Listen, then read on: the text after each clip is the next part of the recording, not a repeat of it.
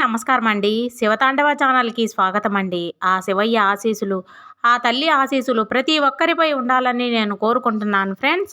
ఇక ఈరోజు ఈ దుర్గమ్మ మన కోసం అందించే సందేశం ఏమిటంటే, తల్లి ఈ రోజున నువ్వు వినబోతున్న సందేశం ఏమిటంటే, మామూలు సందేశం కాదు.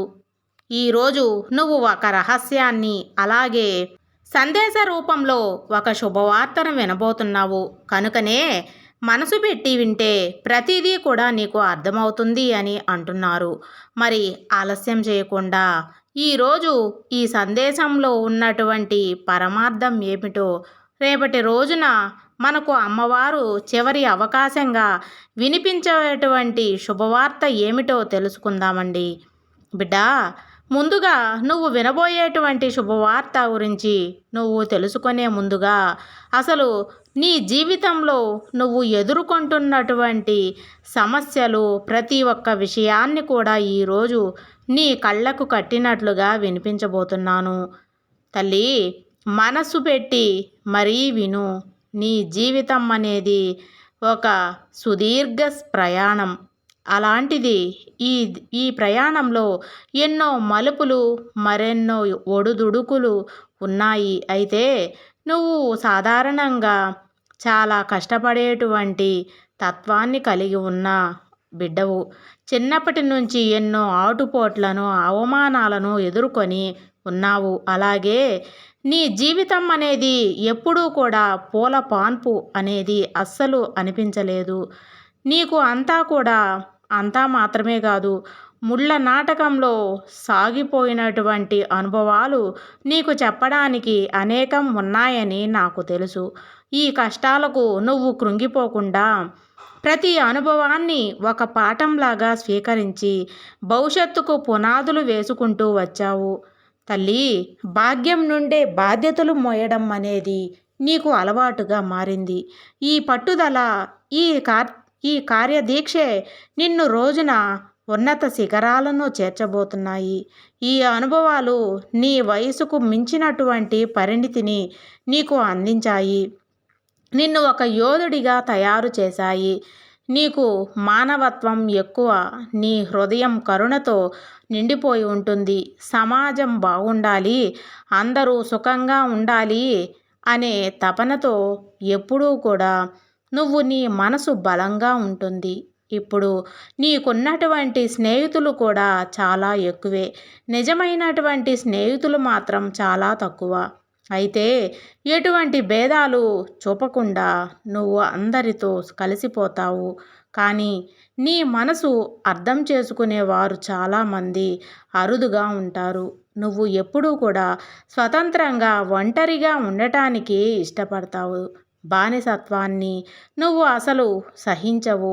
ఇతరుల కింద పనిచేయడం కానీ, ఎవరైనా ఏదైనా ఆదేశాలను, సలహాలను ఇస్తే వాటిని పాటించడం అనేది నీకు అస్సలు నచ్చదు. పాతకాలపు పద్ధతులను, మూఢనమ్మకాలను ప్రశ్నిస్తూ ఉంటావు ఎదురు తిరిగి.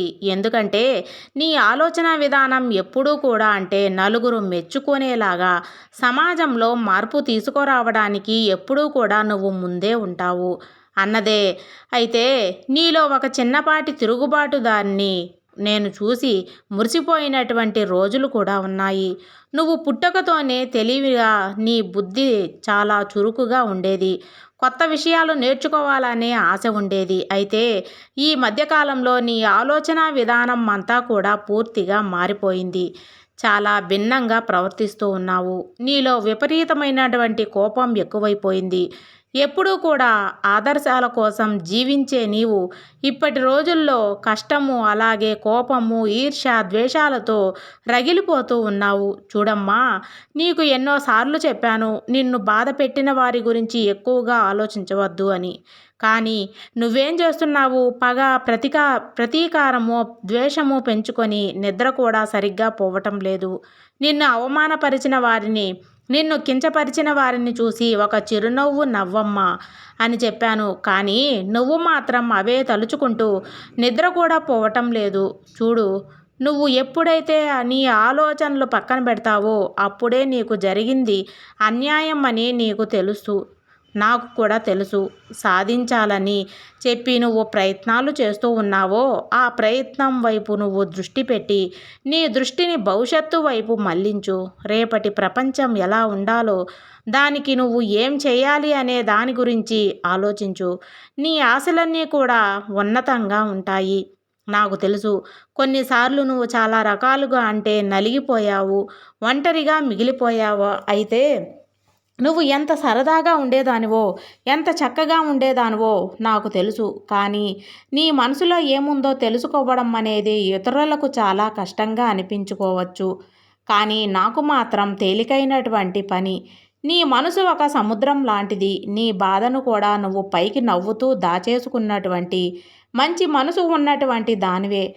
అసలు నిన్ను పూర్తిగా అర్థం చేసుకునేవారే నీ మనసును అంటే నీ గురించి తెలుసుకోగలుగుతారు. ఆ అర్హత కొంతమందికే దక్కిందనుకో. ఒక్కొక్కసారి నీ అభిప్రాయానికి అంటే తిరుగులేని విధానంగా నువ్వు ఏదైనా నిర్ణయం తీసుకున్నా సరే కానీ, లేదంటే ఒక అభిప్రాయం ఏర్పడినా చాలా మొండితనంగా వ్యవహరిస్తావు. నీ ఆత్మవిశ్వాసాన్ని నువ్వు పక్కన పెట్టి పేరును నిలబడతావు. కొన్నిసార్లు ఇతరులకు వింతగా, అనూహ్యంగా నువ్వు అనిపించవచ్చు. అందరూ వెళ్ళే దారిలో కాకుండా నీకంటూ ఒక కొత్త దారిని ఏర్పాటు చేసుకోవడానికే నువ్వు ఇష్టపడతావు.